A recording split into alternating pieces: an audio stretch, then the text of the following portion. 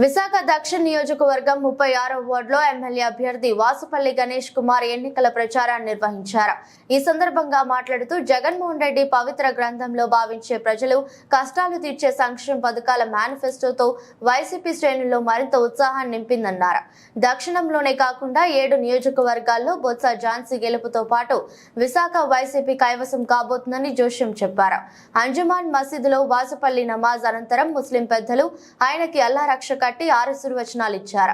ఈ కార్యక్రమంలో వైసీపీ నాయకులు గంపల గిరిధర్, రామానంద, డాక్టర్ జహీర్ అహ్మద్, రెల్లి కార్పొరేషన్ రాష్ట్ర చైర్మన్ వడ్డాది మధుసూదన్ రావు, రాష్ట్ర మైనార్టీ సెల్ కార్యదర్శి కాజావల్లి, వార్డు నాయకులు కంచిముచ్చు సాగర్ తదితరులు పాల్గొన్నారు.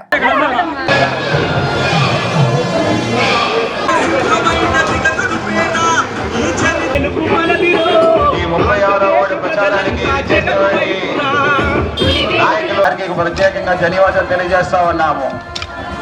పెద్దలు శ్రీమతి బొత్స ఝాన్సీ తెలియజేస్తా ఉంది. విశాఖపట్నం దక్షిణ నియోజకవర్గం అంతా కూడా జిల్లా అధ్యక్షుల వారికి ప్రత్యేకంగా ధన్యవాదాలు. గొలగాని గారు, మేయర్ గారు వారికి కూడా ప్రత్యేకంగా ధన్యవాదాలు తెలియజేస్తా ఉన్నాము. మరి ఈ కార్యక్రమాన్ని మొదలు చేయడం వారికి ప్రత్యేకంగా ధన్యవాదాలు. పెద్దలు గంపల గిరిధర్ గారు,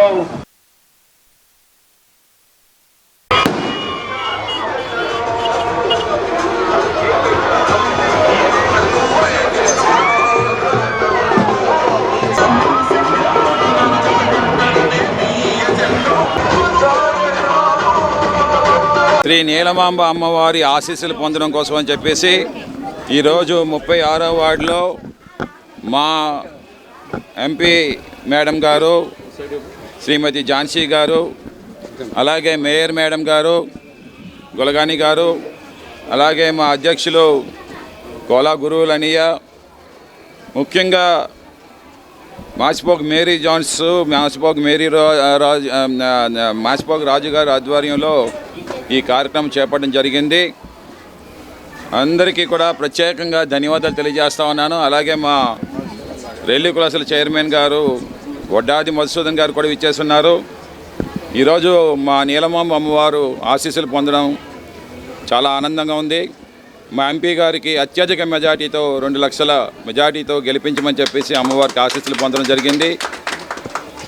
అలాగే నన్ను కూడా గెలిపించమని చెప్పేసి అమ్మవారికి ప్రార్థనలు అందించాము.